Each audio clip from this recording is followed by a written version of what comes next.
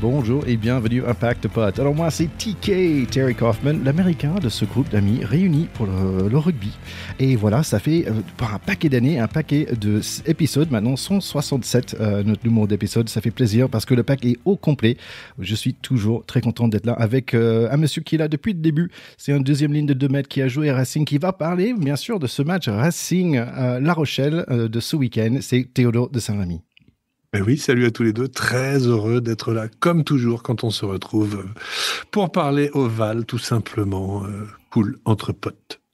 Exactement. Et entre nouveaux copines aussi, c'est Amélie Maillet. Amélie qui passait chez moi, en fait, aux États-Unis. Tu as passé un bon moment à New York. Parlez-nous plutôt de ce super moment. Ouais, effectivement, j'ai passé mes vacances à New York. C'était un cadeau d'anniversaire. Et j'ai découvert cette ville absolument incroyable. J'ai même regardé un petit t-shirt pour l'occasion des Brooklyn Nets. Brooklyn Nets, je suis allée voir aussi en match au Barclays Center. C'était fou. C'était complètement fou cette ville, cette semaine. Je suis revenue mais plein les yeux et je me suis pris une grosse claque. Et je précise qu'il a fallu que je précise à Ticket ce que voulait dire l'expression se prendre une grosse claque parce qu'il ne le connaissait pas. Ouais, voilà. Un dictionnaire. Ticket, un dictionnaire, il note beaucoup j'apprends toujours depuis 167 épisodes. C'est bien parce que Théo, il a regardé des matchs de rugby, toi, tu as regardé des matchs de NBA. Bah, moi, j'étais allé en Allemagne et mon fils, c'était pas moi, mais mon fiston, il a regardé des matchs de hockey. Donc, c'est très bien. On va parler de beaucoup de choses, mais bien sûr, on va parler de rugby. Aujourd'hui, sur le menu, on a quand même du top 14. On va parler un tout petit peu de Pro D2 Elite 1, tous les matchs internationaux aussi. Notre 15 de France, bien sûr, et ce match à venir contre les Sudaf. Voilà. Et bien sûr, on va finir avec un petit tour du monde avec d'autres sports qui vont nous intéresser. Donc, voilà, je voulais juste d'abord mettre un mot sur Movember. Bien sûr, c'est November, donc c'est Movember. Et on a déjà fait une rencontre avec Stéphane Beaumont, qui est un mec super sympa. Il a passé plusieurs fois sur l'émission. Il est ambassadeur de Movember France. Juste à se souvenir, en fait, c'est un mouvement où on pousse le moustache pour parler du cancer de testicules et des prostates, mais pas que, mais aussi la santé mentale pour les hommes et l'importance d'activité physique. Donc voilà, allez chercher sur l'internet Movember France et faire un don et pousser le moustache, et vous pouvez suivre notre copain Charlie aussi parce qu'il a fait un super vidéo sur son moustache à lui.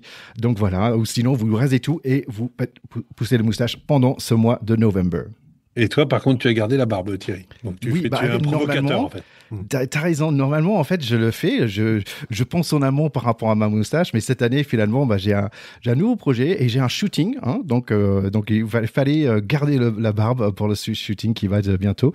En fait, je vais faire un nouveau podcast, petite annonce, nouveau avec une pote depuis longtemps, c'est Fanny Cotin, avec qui je fais un peu plus léger. Et on va sortir un nouveau podcast bientôt qui s'appelle Libre, dans l'esprit de liberté de nos pensées et de trouver des nouveaux thèmes. Donc voilà, un nouveau podcast à venir pour moi, peut-être en 2026. C'est pour ça. Avec Fanny Cotin, c'est toujours génial et je recommande à ceux qui ne le connaissent pas ton pod un peu plus léger avec Fanny. C'est rien que l'écouter, c'est une thérapie à elle toute seule. Toi aussi, Thierry, bien sûr, mais vraiment, elle est géniale.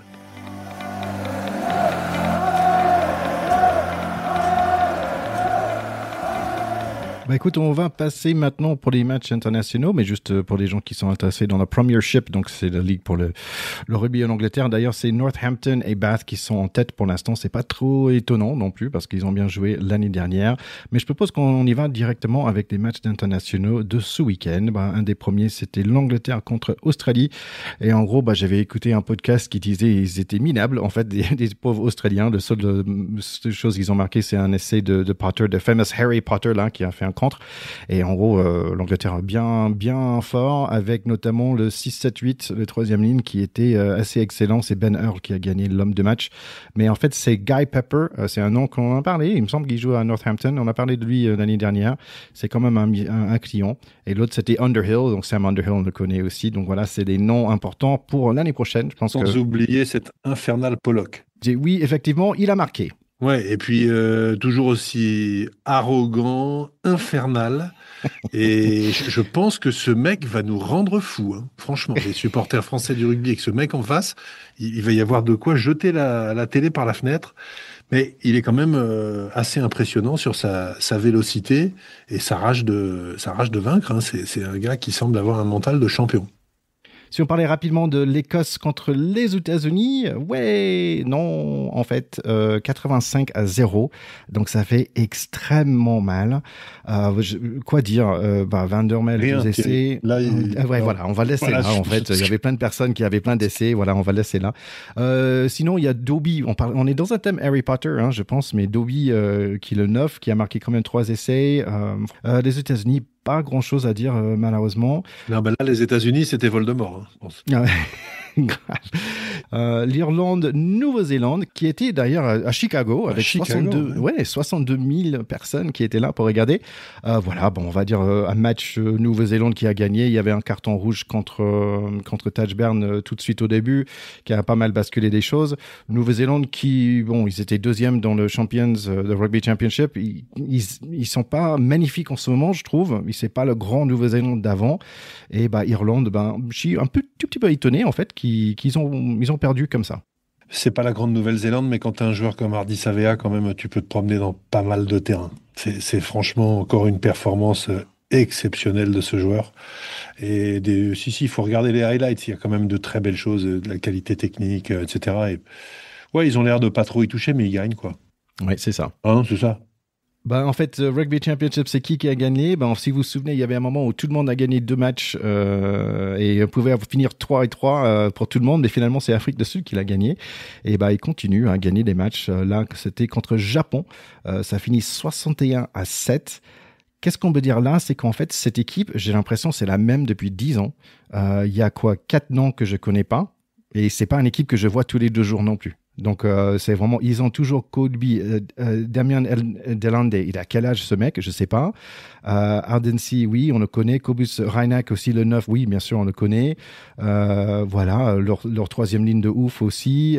Codessi, Oxnich, Malcolm Marx, c'est assez incroyable. Cette équipe ne vieillit pas, en fait. Ouais, ça montre toute la pérennité qu'on a dans ce staff sud-africain. Ils sont pas champions du monde pour rien. Quand les mecs assurent, voilà, nous aussi on a nos joueurs qu'on a depuis de nombreuses années. Ça va faire des retrouvailles qu'on attend tous avec impatience, n'est-ce pas Théo?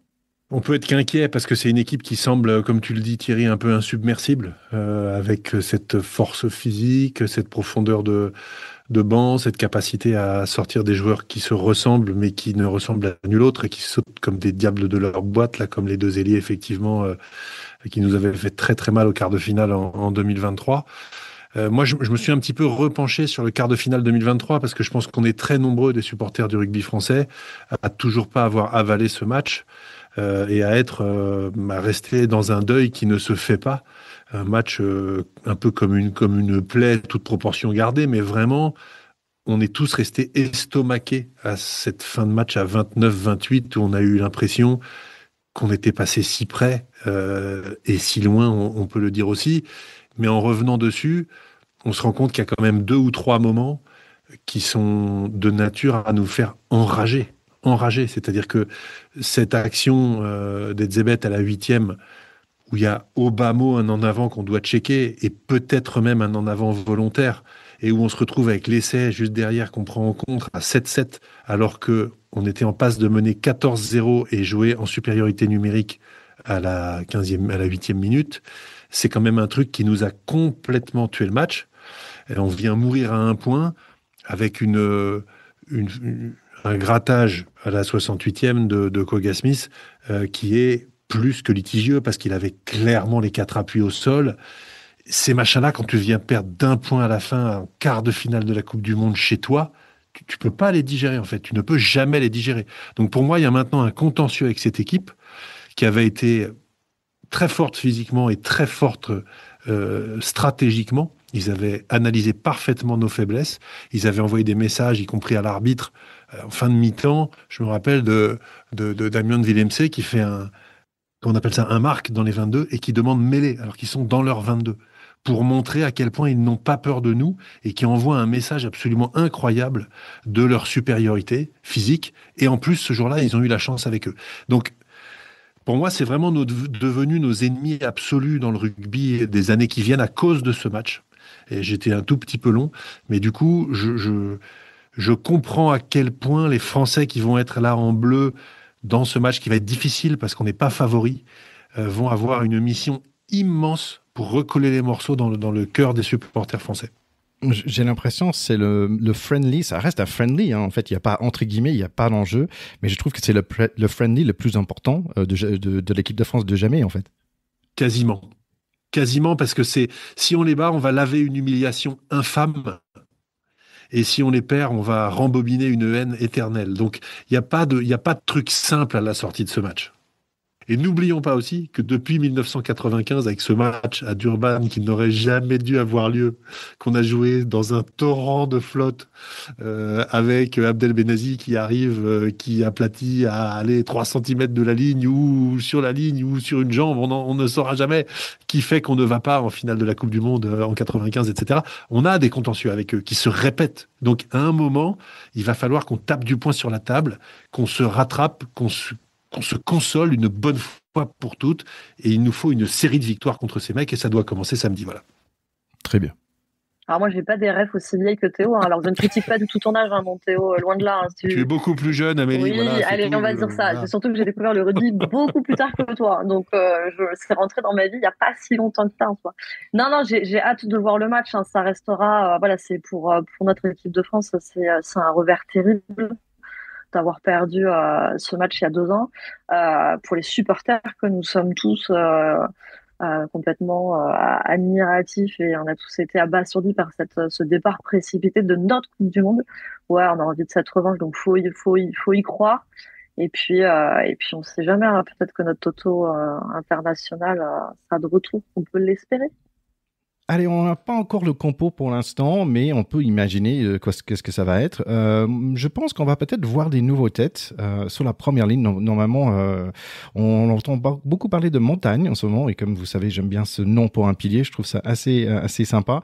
Marchand est de retour dans les 23 protégés, donc ça c'est chouette. Donc je suis content de le voir là-dedans. Donc on peut imaginer en talonneur. Et j'entends des échos sur Erdoxio, si je prononce bien. J'ai des doutes. Lui, il est potentiellement là en tant que pilier. Pour toi, les deuxièmes lignes, c'est qui, Théo ? Ça devrait, selon toute vraisemblance, être très toulousain quand même, hein, avec probablement Flamand et Méafou, je pense. Flamand qui est indispensable. Oui, en tout cas, il est incontestable depuis un certain temps dans cette équipe. Maintenant, il y a aussi Romain Taofi-Fénois qui a un profil un peu comparable à celui d'Emmanuel Méafou, donc on peut avoir une surprise là-dessus. Et oui, j'ai vu le grand monsieur de USAP qui a joué ce week-end avec son queue de cheveux. Ça m'a fait plaisir de le revoir, qu'il était sur l'équipe de France. Il s'appelle Pozzolo Tuilagi, mais il est surtout voilà. costaud, hein, que grand, on va dire. Costaud, voilà. Big au sens américain. Troisième ligne, tu vois qui, Amalie ? Moi, je vois Anthony Velon. Je suis Anthony Velon. Vu les prestations qu'il nous sort en match, mettez-le lui tout seul. Je pense que le taf sera fait. Voilà, on va être chauvine, toulousaine. Je pense que ça, c'est une valeur sûre. On va laisser Théo, le spécialiste, compléter mon Toulousain fétiche. Non, je pense que la sortie de Greg Aldrit du groupe, qui a fait un petit peu parler quand même, semble dire que ce sera Michael Guillard qui va jouer au numéro 8, qui fait des très belles performances, c'est vrai, qui a une qualité athlétique qui est peut-être un petit peu au-dessus de celle de Greg Aldrit ces derniers mois. Bon, il n'a pas son expérience quand même, donc c'est un choix peut-être risqué. Un peu trop audacieux, ouais. Ouais, voilà. Et puis je pense que de l'autre côté, on aura probablement Paul Boudéan qui n'était pas à La Rochelle ce week-end parce qu'il est resté dans le 15 de France. Il a le physique pour rivaliser avec les Sudaf, et on sait qu'un match contre les Sudaf, c'est toujours avant tout une guerre psychologique et physique.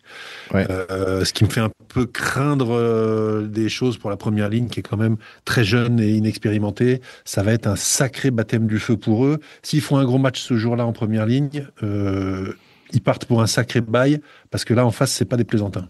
Il y a peut-être Ox qui blessait d'ailleurs leur pilier de Sudaf. Bauduron, je pense que des épaules en fait quand je le vois. Je sais pas, il a des épaules énormes ce monsieur-là. En 9-10, normalement Ntamak en 10, 9, on peut dire Le Garec. Il me semble qu'il a plutôt bien joué pendant le dernier tournoi. Le Garec, c'est vraiment le joueur d'avenir à ce poste, après Antoine Dupont, si on peut dire après, parce que bon, mais dans l'ombre d'Antoine Dupont. Mais on sait que Maxime Lucu a fait notamment la saison dernière sous le maillot bleu un match extraordinaire après la blessure d'Antoine Dupont à Dublin, et que c'est aussi un gars qui a prouvé que dans les grands rendez-vous et sous la mitraille, il savait être extrêmement présent. Donc pour moi, c'est quand même pas complètement décidé encore entre les deux. Et je verrais bien, moi, Maxime Lucu commencer et Le Garec rentrer à un quart d'heure de la fin, quand les gros seront un petit peu moins fringants côté Sudaf. Mais bon, on verra bien. Amélie, j'ai trouvé qu'Ntamak dans le match là, contre Toulouse, désolé, mais il était superbe dans ce match. Oui, après, voilà, il y a l'expérience pour lui. On sait que même dans l'adversité, il est capable d'avoir des fulgurances assez incroyables. Il fait partie de ceux qu'on a envie de cette revanche. Lui, pour la frustration de ne pas avoir joué à cette Coupe du Monde. Donc oui, je pense qu'il peut tout à fait répondre présent. Et puis, ben voilà, c'est le 10 quasi incontestable de l'équipe de France. Là, il faut jouer l'expérience. Oh, c'est un mot que j'arrive pas à prononcer. Inconstablement, on peut dire qu'il y a Biel-Barré en 11 et Penaud en 14. Pardon, il y a pas d'autre chose à dire. C'est quand même les meilleurs du monde. Là-dedans, ça va être un vrai guerre des ailiers aussi, on peut dire, parce qu'en face, c'est pas ridicule non plus. On peut dire 12 Ficou et potentiellement qui l'autre centre entre Barassi et Gaëtan qui fait un sacré début de saison aussi.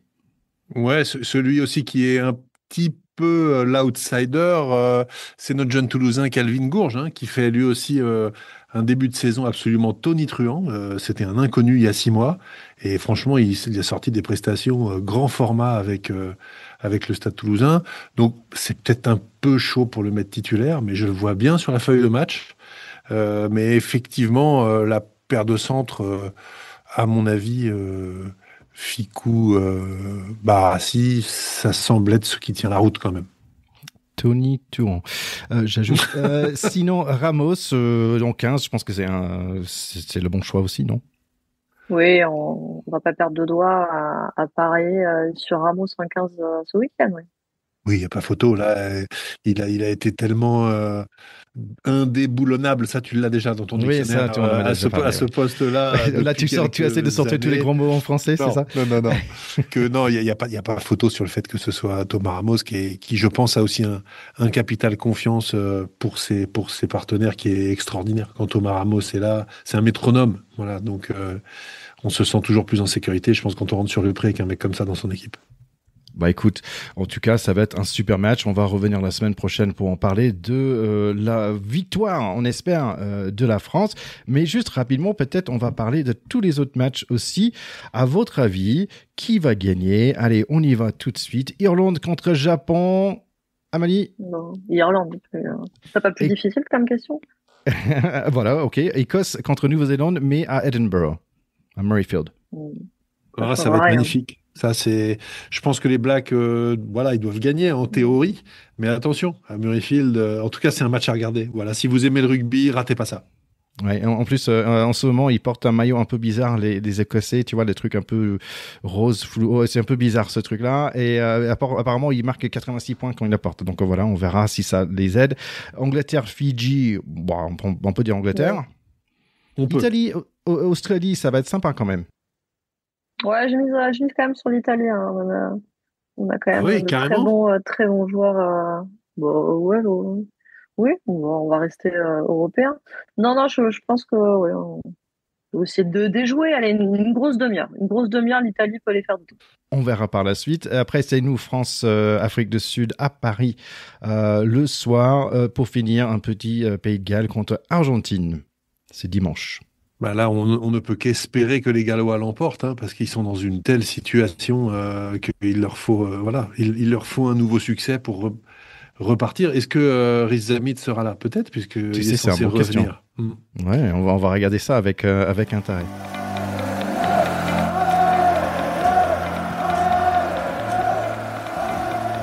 Rapidement, on a eu un super week-end de top 14, bien sûr. Ça a démarré avec un Toulon contre Lyon. Toulon 54-21. Lyon qui a un peu perdu les moyens en ce moment, je trouve.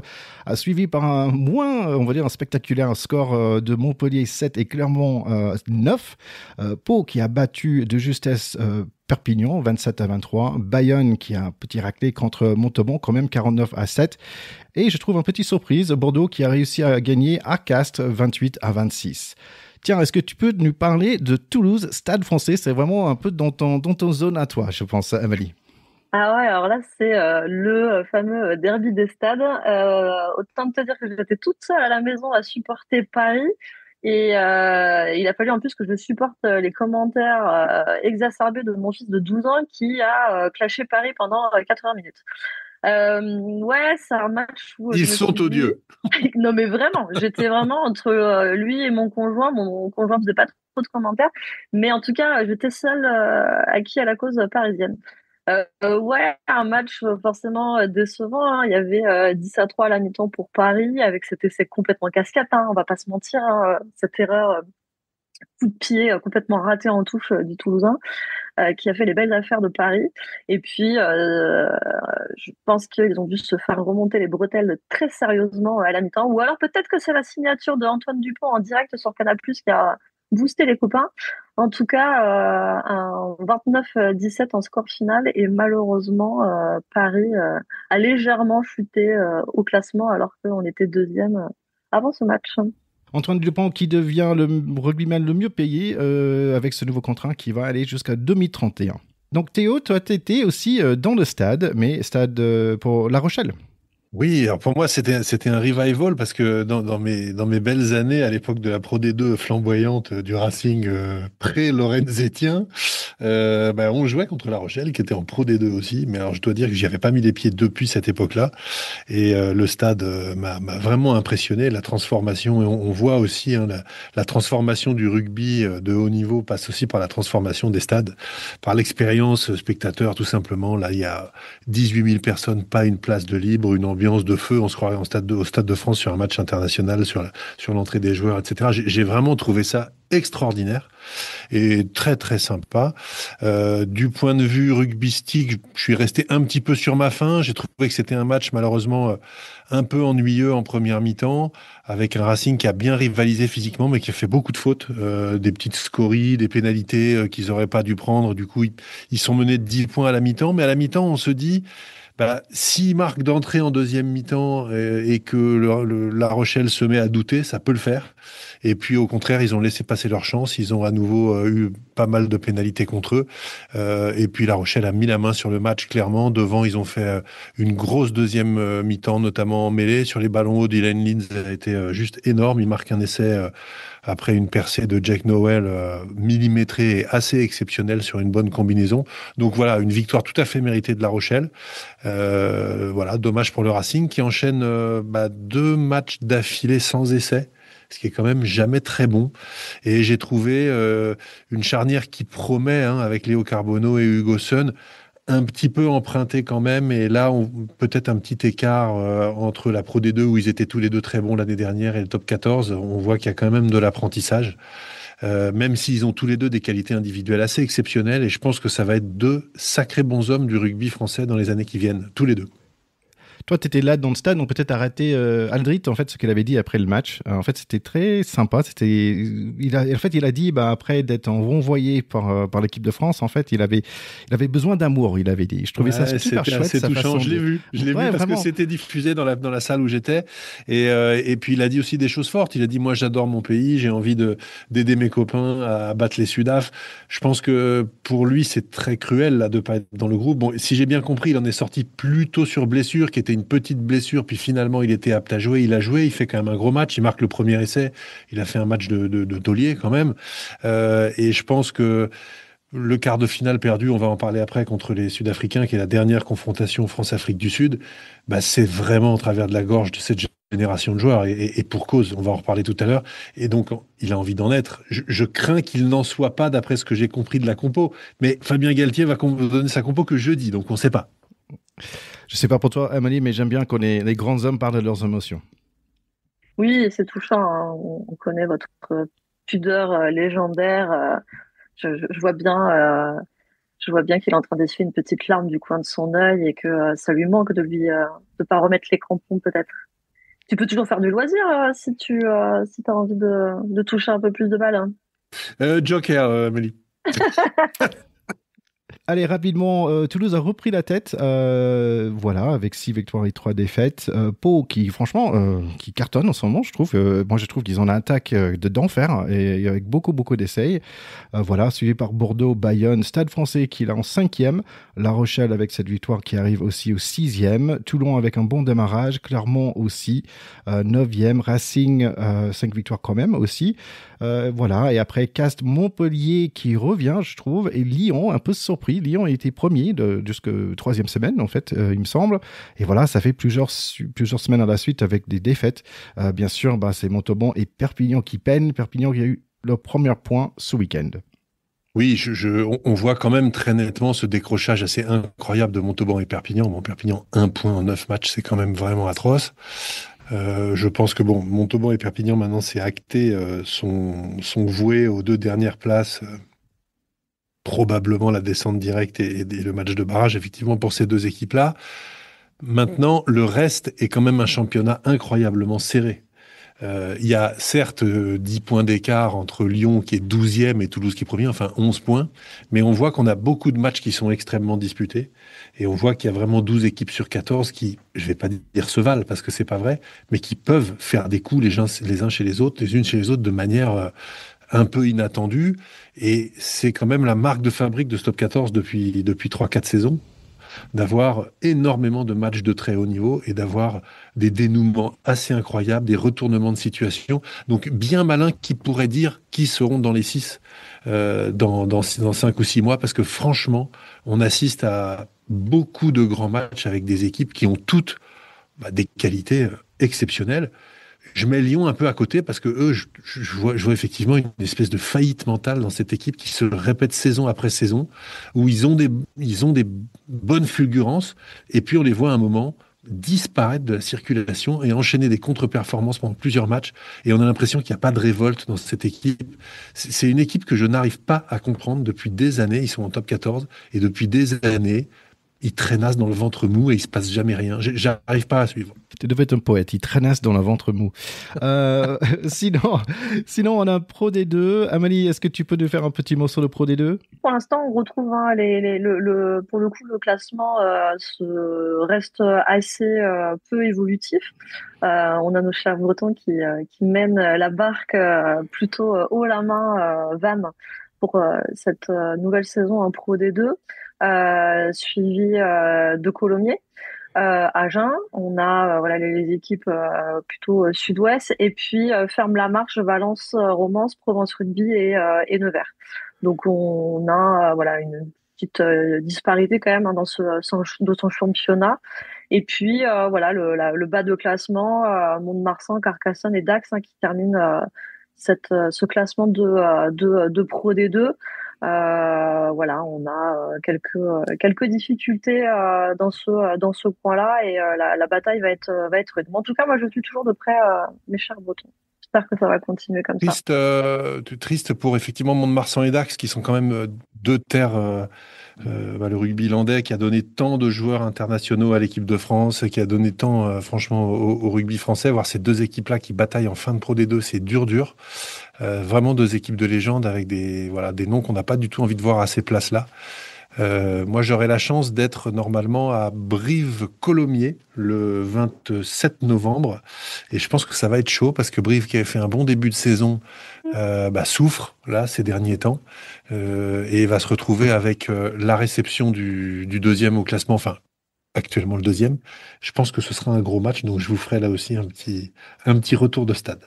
Écoute, c'est étonnant de voir des grands noms de rugby comme Brive, Grenoble, Biarritz, Oyonnax qui était dans le top 14, Béziers aussi, mais au milieu de pack de Pro D2, quoi. C'est ça qui est assez étonnant dans cette milieu, histoire. Ça va encore. Ils peuvent toujours accrocher les places. Moi, ce qui me fait plus de peine, c'est voir les équipes décrocher en bas qui sont des grands noms qui risquent de se retrouver en national. Et après, on voit que remonter de national, c'est l'enfer. Allez, on va parler rapidement de Elite 1. Et là, je suppose que c'est moi qui prends la main. Exactement. Mais pourquoi ? Et oui, on est. Je sais pas, c'est peut-être pour ça qu'on m'a fait venir, non ? Ouais, il y avait la 3e journée d'Elite 1 ce week-end. Le rugby féminin a repris tard. Bon, habituellement, déjà, on prend un peu plus tard que les hommes. Et puis, Coupe du Monde oblige. Forcément, les filles ont repris début octobre. avec une première journée sans majoritairement les internationales. Certaines ont quand même eu envie de remettre les crampons vite, comme Morgane Bourgeois avec Bordeaux. Mais ça avait démarré avec un choc terrible entre Bordeaux et le Stade Toulousain, qui avait vu le Stade Toulousain leur remporter sur Bordeaux. Et Bordeaux qui fait un début de saison très compliqué. Le triple championne de France en titre n'a gagné son premier match que ce week-end. Ce qui fait que dans les 4 qu'on est habitué à voir ces dernières saisons pour les demi-finalistes, eh ben Bordeaux n'y est pas. On retrouve Romagna qui a mis une rouste à Blagnac ce week-end avec un 36-3, suivi un du nouveau Stade mot pour Toulousain. Thierry, une rouste. Une rouste. Thierry, Celle-là, je connaissais. Celle-là, c'est Ah, bon. tu connais. C'est bon.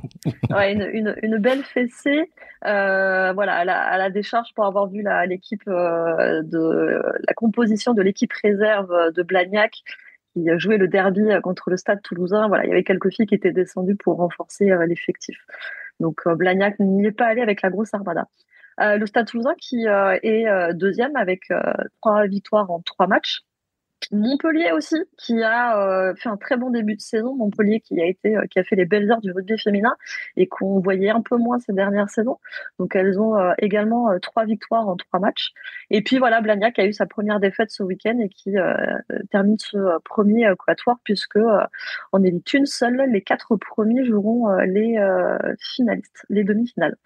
Et bas de tableau, très très très compliqué pour Lille, le Stade Villeneuvois, qui a été pendant de longues années en haut et souvent championne de France. Vraiment dur et j'ai peur qu'on ait déjà le nom, en tout cas d'un potentiel prétendant à la descente. Et petite mention à Toulon, le promu championne de France d'élite 2 qui connaît sa toute première saison en élite 1. Alors voilà, qui a gagné son premier match ce week-end et qui pointe à sa 5e place. Donc c'est assez disparate en fait, mis à part les 4 premiers. On est sur peu de victoires encore. Il n'y a que 3 matchs. À voir comment ça évolue, mais en tout cas, on va dire que la hiérarchie quasi habituelle est respectée.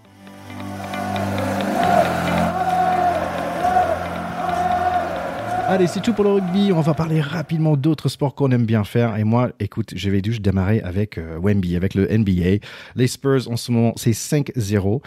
Pour l'instant, Wemby, il est top 10 dans les points marqués par match. Mais en fait, aussi, il est en rebounds, il est number 1. Mais en plus, en bloc, donc c'est les contres. En fait, il a 2 fois plus de contres que d'autres joueurs. C'est un truc de fou. Tout le monde est en train de dire, mais c'est le joueur d'avenir. La question, c'est est-ce qu'il peut rester sur le terrain? Mais une chose aussi, c'est que c'est un bon moment pour être fan. C'est bien pour les Français parce que vous étiez plutôt fan pour les Spurs, déjà avec Tony Parker. Et maintenant, en fait, ils avaient le Rookie of the Year de 2023 avec Wemby. Ils avaient le Rookie of the Year l'année dernière avec Stephen Castle. Et en fait, ils ont un nouveau joueur qui s'appelle Dylan Harper qui est plutôt pas mauvais cette année aussi. Donc voilà, on va dire... en fait, on disait que oui, ça va être en 5 ans le temps que Wemby va avoir son premier ring, son première victoire et championnat.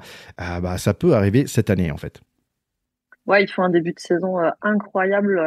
Là, si vous vous connectez au réseau, c'est difficile de pas voir apparaître une vidéo de NBA, des Spurs, de Wemby. Là, en ce moment, je vois les trucs, les paniers marqués, vus du terrain, vus des tribunes hautes. Enfin, ils nous le mettent sous tous les angles. Et en même temps, mais quel régal de le voir avec autant de dextérité. Le ballon, il est fluide. On a l'impression qu'il marche sur le terrain. Et ces dunks sont monstrueux, mais vraiment monstrueux. Donc, si vous aimez les belles actions de rugby, là vous êtes servi sur les réseaux, vous pouvez scroller toute la soirée, vous allez vous régaler sur ces vidéos. T'as dit de rugby, mais en fait c'est de basket, mais je crois qu'on avait pardon, compris. mais tu vois, ouais, des formations, je t'avais compris.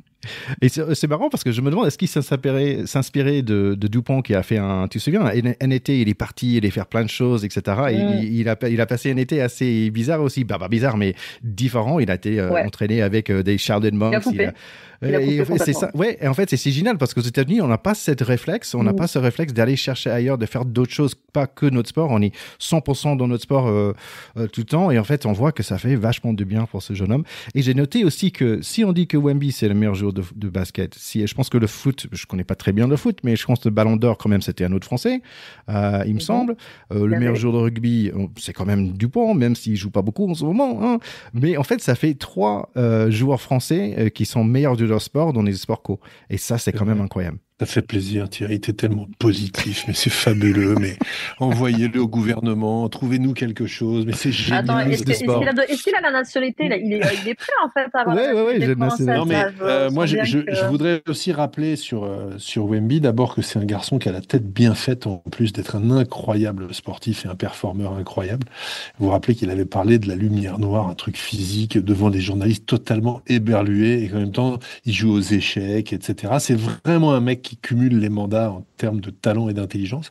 Et puis, il faut aussi se souvenir qu'il a eu une sale blessure très rare pour des joueurs de haut niveau, une thrombose veineuse. Alors, je suis pas médecin loin s'en faut, mais qui est quand même un truc dont certains spécialistes disaient on n'est pas trop sûr qu'ils s'en remettent tellement c'est rare et tellement c'est compliqué. Puis lui, c'est quand même un gars qui fait 2,20 m, donc je pense que c'est un métabolisme peut-être un petit peu particulier quand tu es aussi grand. Et en fait, qui reviennent à ce niveau aussi vite est tout à fait saisissant. Et je te rejoins, on ne peut pas arrêter de regarder ce mec ouais, jouer ouais, tellement vraiment. il est incroyable. Voilà. Et puis, je pense qu'on n'a pas fini d'en parler parce que il est très jeune en plus de ça. Donc, ça peut durer une petite décennie, cette affaire, et ça n'a pas fini de faire couler de l'encre. Alors, c'était comment ta match de NBA quand tu étais là? Est-ce que c'était une bonne expérience? C'était mitigé. Alors oui, forcément, un match de NBA, c'est fou. Mais en fait, les Nets de Brooklyn ont été pris à froid. Ils ont couru après le score tout le match. Alors du coup, il y avait une ambiance assez morose. Donc un peu décevant de ce côté-là. Et il y a eu, allez, 2-3 minutes de fulgurance où ils sont revenus très très proche du score. Et là, en fait, j'ai vraiment vu l'ambiance où la salle est devenue complètement électrique et folle. Et nous, on s'est pris au jeu. Et puis après, voilà, Cleveland, les Cavaliers de Cleveland ont recreusé un petit écart. Mais voilà, c'était juste dommage de ne pas avoir vécu cette ambiance folle de victoire. Mais ça reste une très très belle expérience et ça donne envie de retourner par chez toi là-bas. Hein. C'est pas trop mal ton petit pays. C'est pas mal. Presque parfait. Le petit sujet, si je ne m'abuse, Amélie, et je ne sais pas dans quelles conditions tu avais acquis les places, mais c'est quand même le prix des places en NBA. C'est quand Ouais, même un au peu une complet. fortune, non? Alors, on va pas se mentir, on a pris les moins chers et les moins Ouais, chers étaient à 75 euros. On était presque tout là-haut, ouais. quasiment au dernier rang. Et par curiosité, ouais, on a regardé les places. Ça montait à 1 500 $ pour être sur les chaises au bord du terrain. Et ce qui était fou, c'est que on est passé par un revendeur français. Et en fait, on s'est retrouvé mais parqué avec tous les Français qui visitaient New York cette semaine-là. On était entre Français. Donc du côté des paysans, on repassera. Mais ouais aussi. Ça, c'est à noter, hein, le prix des places. Et il y avait des gens au premier rang. Et clairement, on voit que c'est un autre business. Hein. Là, là-dessus, match de NBA, faut avoir le budget pour y aller toutes les semaines et plusieurs fois par semaine parfois. Mhm. Comme Spike Lee. Ouais, Je pense exactement. qu'il a le budget. Écoute, moi, je suis allé. J'adore Spike Lee au bord du terrain, c'est fantastique. C'est fan des Knicks. Moi, je suis allé à un autre match de Bourg-en-Bresse. J'ai adoré. C'était 14 balles ou un truc comme ça. Et en fait, nous, on a regardé les prix pour les, tu vois, les chaises qui sont sur le terrain. Et en fait, c'était 60 euros. Donc, c'est complètement abordable. Et en fait, franchement, j'adore le sport live comme ça. Ça te fait toujours du bien d'être dans un stade entouré par du monde. C'est comme ça me fait toujours du bien d'être entouré par mes potes ici à Pacte Potes. Est-ce que vous avez d'autres choses pour cet épisode? Ouais, un petit focus sur d'autres sports. Petite mention rugby au tournoi de Seven féminin qui a eu à La Réunion entre La Réunion, Mayotte, Maurice et une équipe métropolitaine, les Basques Euskadi, qui l'ont remporté en finale. Et petite mention parce que pour ceux qui avaient la chance d'être à La Réunion, on pu revoir Marjorie Mayence, célèbre internationale, ex-internationale française, prénommée le sécateur dans le milieu, qui a rechaussé les crampons pour la première fois depuis sa retraite et son nouveau rôle de maman et que vous voyez comme journaliste au bord du terrain, en commentatrice sur Canal depuis 2 saisons. Donc ça, c'est la petite mention rugby. Non, un petit record français aussi. Hein. Les Français ont fait bien illustrer la France ce week-end avec Dorian Louvet, qui est un ex-candidat de koh qui a fait le pari fou cette année de courir les 7 marathons majeurs. Alors avant, ils étaient 6, mais Sydney a été intégré cette année. Il a couru Tokyo, Boston, Londres, Sydney, Berlin, Chicago et New York ce week-end avec une moyenne inférieur à 2h30. Et donc, il détient ce Wow. nouveau record mondial. Et donc, voilà, mention à tous ces athlètes qui aiment courir. Et je terminerai une énorme admiration à mon chéri qui a fait une backyard ce week-end pendant 12 heures. Toutes les heures, il a couru 6,2 km qu'il a fait pendant chaque heure durant 12 heures. Il a terminé la journée avec 74,4 km dans les pattes. Mais quelle idée sordide. Je l'ai vu prendre le départ les uns après les autres jusqu'au dernier. Et incroyable. Et pour le vainqueur, le mec a sorti le dernier tour en 21 minutes après en avoir couru 68 juste avant. Donc voilà, j'ai assisté à une backyard ce week-end, c'était complètement fou. On ne les concurrencera jamais, nous, Thierry et moi. Tu peux leur dire, ils sont tranquilles. Ouais. Si vous êtes fan de ce type de choses, de ce type de sport, vous pouvez toujours écouter le podcast Course à pic. C'est un super Guillaume que j'ai eu sur le pod pour un de mes specials Noël à l'époque. Donc voilà, Course à pic, si vous êtes fan de course à pied, c'est vraiment un super podcast aussi.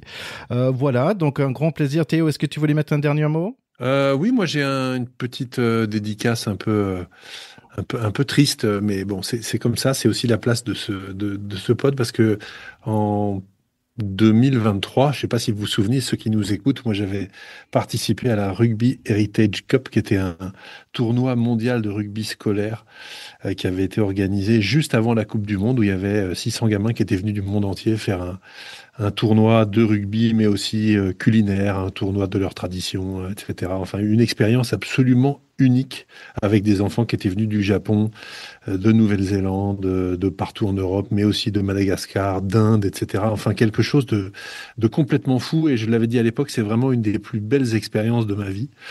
Voilà. Et l'homme qui avait eu l'idée de cette compétition tout à fait étonnante et dont on espère qu'elle aura sa deuxième version lors de la Coupe du Monde 2027. L'idée étant de se rappeler que le rugby est d'abord un jeu qui est né dans une école et qu'il est aussi et avant tout fait pour les enfants et pas que de haut niveau. Mais cet homme-là, il s'appelait François Roche-Bayard et malheureusement, il nous a quittés ce matin. Donc, tous ses amis sont tristes, mais il a laissé une œuvre avec ça vraiment fantastique et c'était un être absolument solaire. Donc voilà, François, je pense à toi et je t'embrasse.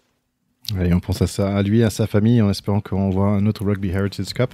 Et on espère de vous voir, nos chers écouteurs, la semaine prochaine pour parler de cette victoire de la France contre l'Afrique du Sud.